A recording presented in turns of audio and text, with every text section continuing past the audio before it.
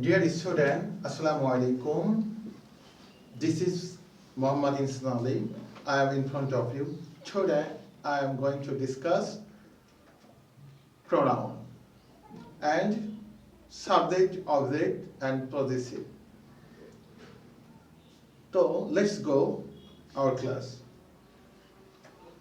Subject, object, possessive.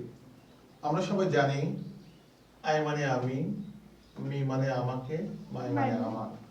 আমরা যদি তিনটা স্টেজ সম্পর্কে যথাযথ জ্ঞান রাখতে পারি তাহলে আমরা অবশ্যই ইংলিশটা অনেকখানি ইংলিশ শেখা আমাদের কাছে অনেকখানি সহজ হয়ে দাঁড়াবে। যেরকম এটা সাবজেক্ট হিসেবে বসে, এগুলো অবজেক্ট হিসেবে বসে, এগুলো পজিটিভ বসে। তাহলে I, me, my, we, us, our. We মানে আমরা, আস মানে আমাদেরকে, আওয়ার মানে আমাদের। তারপরে দেওয়া আছে ইউ মানে তুমি, ইউ মানে তোমরা, ইউর মানে তোমাদের।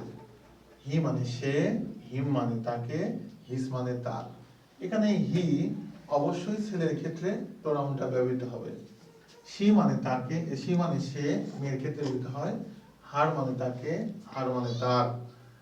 তারপরে দে মানে তারা, দেম মানে তাদেরকে, দেয়ার মানে তাদের। তো আমরা এটা খেয়াল রাখবো, এই যে পজিটিভ অ্যাডজেক্টিভ বলা হয়, আমরা প্রোনাউন না বলে বলবো, মানে এগুলোর পরে সর্বদা নাউন বসে। যেরকম my pen, my our village, your books, his village, extra. তো আমরা এই বিষয়ের উপর সঠিক যদি জ্ঞান না রাখতে পারি তাহলে অবশ্যই আমরা ইংরেজি শেখা থেকে অনেক পিছিয়ে পড়বো।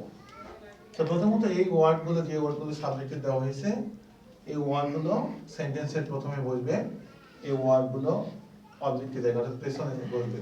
যেরকম I eat rice, I eat rice, আমি ভাত খাই। যেরকম আই লাভ ইউ।